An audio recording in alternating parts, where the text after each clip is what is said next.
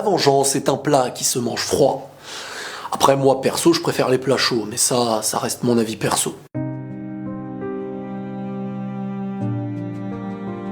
C'est vrai, on est humain, et après le mal qu'on nous a fait subir, on ressent dans notre cœur cette petite envie de faire ressentir la même chose à l'autre. Cette petite chose en nous qu'on commence à faire naître, c'est pas du bien en fait, c'est de la haine. Et le meilleur moyen de combler la haine, de combler ce cœur qui noircit, c'est d'agir, de faire connaître à l'autre la douleur qu'il nous a fait subir. Pour beaucoup de personnes, c'est super normal d'agir de cette manière. Mais en réfléchissant quelques minutes, en fin de compte, ça change rien à notre situation.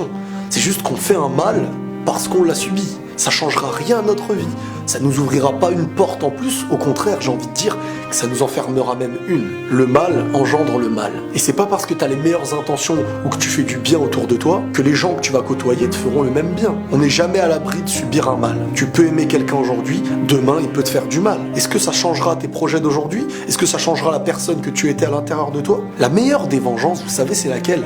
C'est parfois celle de réussir, celle d'avancer. Tout simplement de pas se venger en fait. De ne pas répondre à celui qui a voulu être un mur pour ton chemin par un autre mur que tu rajouteras à ton chemin. Déjà qu'un mur sur ton chemin peut t'empêcher d'avancer, si on en rajoute un deuxième, ça risque d'être compliqué. Parfois, face à un cœur qui noircit, on se doit de lui refuser l'envie de le nourrir. Et surtout être conscient de ce qu'on a réellement envie. Même si la douleur du présent se fait ressentir, on a plus de chances d'être heureux demain en avançant vers la personne qu'on voulait être, et non pas par celui qui est venu s'interférer dans notre vie. Car si on s'arrête à chaque mauvaise tentative de l'autre, on pourra jamais devenir celui qu'on voulait être. Ce serait comme bloquer notre chemin vers le bien à cause de celui qui nous veut du mal. Aucune importance pour ces gens qui veulent te faire du mal. Avance et considère-les comme de petites choses. Car plus la chose est petite à tes yeux, moins t'auras envie d'apporter de l'attention. Et plus tu emportes de l'attention, plus au fond tu y mets de l'importance. Et si tu mets de l'importance à celui qui te fait du mal, t'as clairement perdu d'avance. Franchement, faut tout faire pour être maître de soi-même. C'est vrai, la haine d'un cœur peut grandir en fonction du mal qu'on lui fait.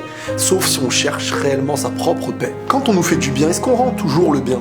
Pourquoi lorsqu'on nous fait du mal, on se force à le rendre? À quel moment on pense réellement à soi? On est conscient que la haine, c'est pas bien. Alors pourquoi lorsque celle-ci nous demande d'agir, on agit? Peu importe la vengeance, le mal que t'as fait, en fin de compte, il va rester en toi. Et si en plus tu te satisfais du mal que t'as pu faire à l'autre, peu importe si t'en avais fait subir ou pas, c'est qu'au fond tu commences à basculer vers un chemin qui n'est pas forcément le meilleur. Donc quand on réfléchit en vrai, tu m'as fait du mal, ok, mais chacun retrouvera ce qu'il aura fait, même si je te le souhaite pas. C'est en mettant sa main dans le feu qu'on se brûle, et même s'il nous donne l'impression d'être puissant, petit à petit il nous consume. La vengeance, ça sert à rien, car le meilleur médicament qu'on offre à son cœur, c'est d'avancer vers un meilleur chemin, et non pas de rester dans la haine de celui qui nous a donné ce mal. Donc malgré le mal, malgré les provocations, malgré ce qu'on nous fait subir, la justice existe, et on sait où elle est. Chaque bien et chaque mal retrouvera la main à qui il l'a tendu. Prenez soin de vous, et la paix sur vous.